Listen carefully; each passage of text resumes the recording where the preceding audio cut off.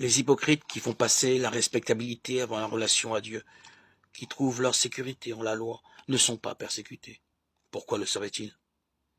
Leur attitude est conforme aux règles de la société dans laquelle ils vivent. Ils sont respectables. On les respecte, ils ont déjà leur salaire. Si leur salaire est sans portée, sans avenir, il est du moins immédiat. Ils suivent les principes du clan. Que l'on décore le clan du nom de communauté chrétienne et leur attitude de l'épithète chrétienne ne change rien à l'affaire. Il y a en fait collusion avec le monde, adhésion au monde. Au moins à un certain monde, un monde dont les principes sociaux se confondent avec une certaine morale et non éclairés par une foi. Ce qui est grave, c'est que dans une telle perspective, le christianisme est pris pour une éthique humaine, une éthique exigeante. Cette exigence en fait d'ailleurs son ambiguïté, mais purement humaine, cependant.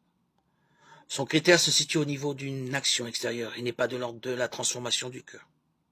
Dès lors, nous ne sommes plus dans l'ordre de la conversion.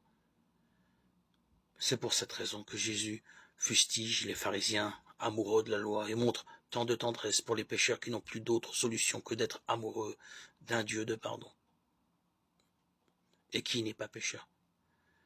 Dieu merci, les pharisiens eux-mêmes le découvriront, qui compteront parmi eux bien des convertis de la première communauté chrétienne.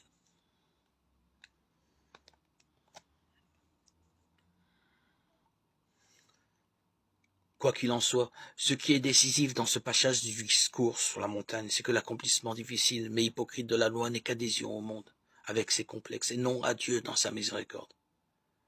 Pas de persécution pour ceux qui adoptent cette attitude.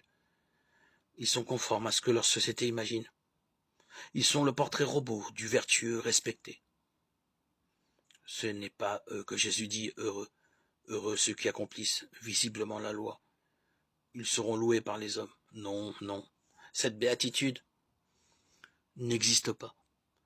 Car de tels hommes, à supposer qu'ils existent à l'état pur, s'ils ont des raisons d'être satisfaits, n'en ont aucune d'être heureux en profondeur.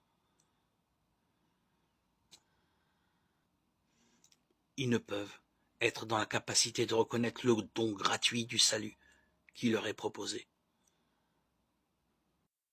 Garder la parole, c'est garder ce que Dieu a dit, c'est-à-dire la totalité du mystère, Éphésiens 3, 1, 13.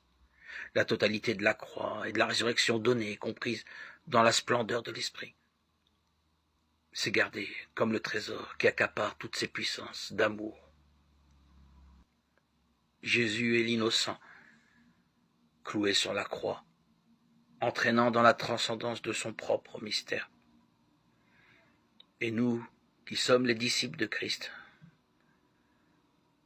sommes les innocents qui accueillent leur Dieu sous la livrée de l'esclave et qui, sous le vêtement de l'humiliation, découvrent la gloire du transfiguré.